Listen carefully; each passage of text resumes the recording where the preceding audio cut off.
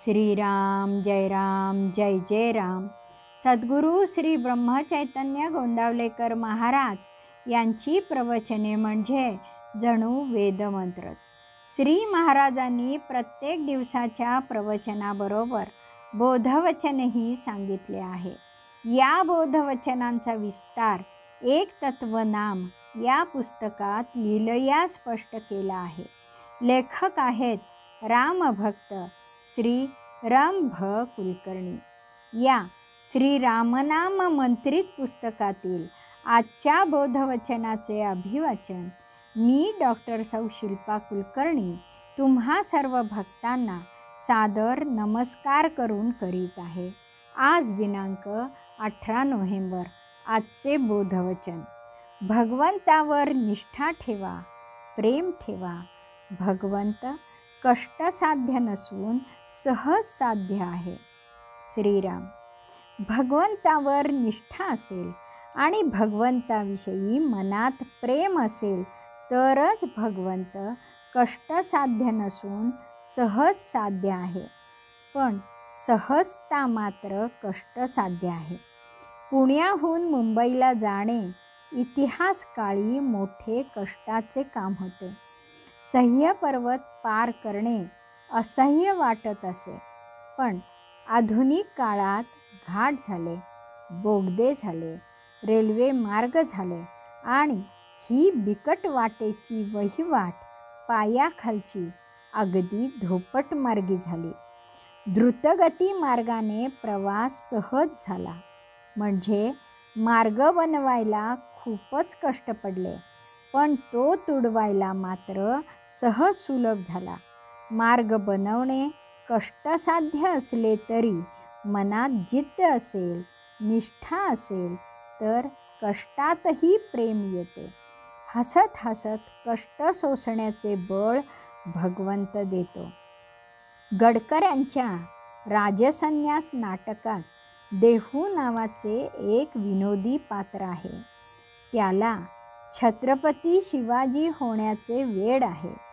त्यासाठी त्याने दाढी मिशा वाढवल्या, शिवाजीसारखा पोशाख शिवला, 8-10 हजार मावळ्यांचे सैन्य उभारणे, काही किल्ले बांधणे, शत्रूशी लढाया करणे अशी काही किरकोळ कामे बाकी राहिली होती.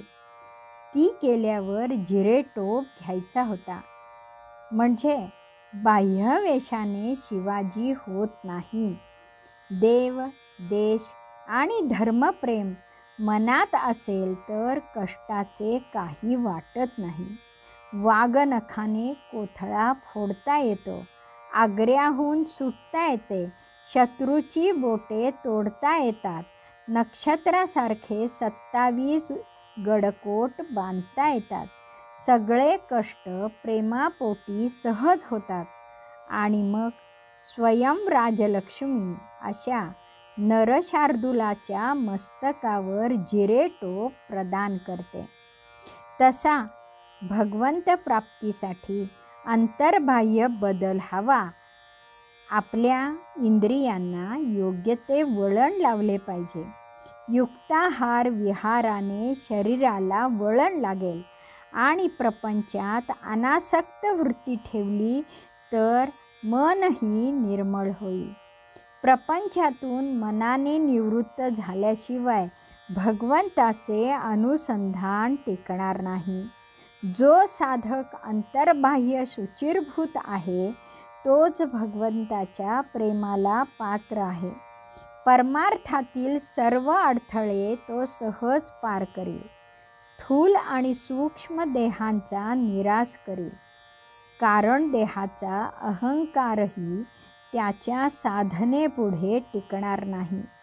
शेवटी गुरुकृपेने अनुसंधान टिकून राहील. अहंकार गेल्याशिवाय देवभाव नाही आणि मनाचे उन्मनही होणार नाही. अहंकारही तामस, राजस आणि सात्विक असा त्रिगुणात्मक आहे.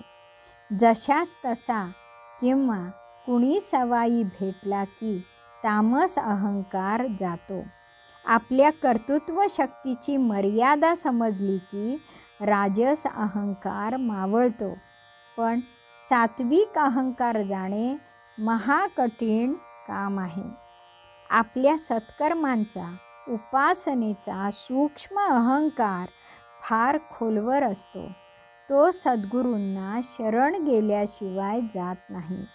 अहंकाराची फुणफुण जनार्दन गुरूच शांत करतात.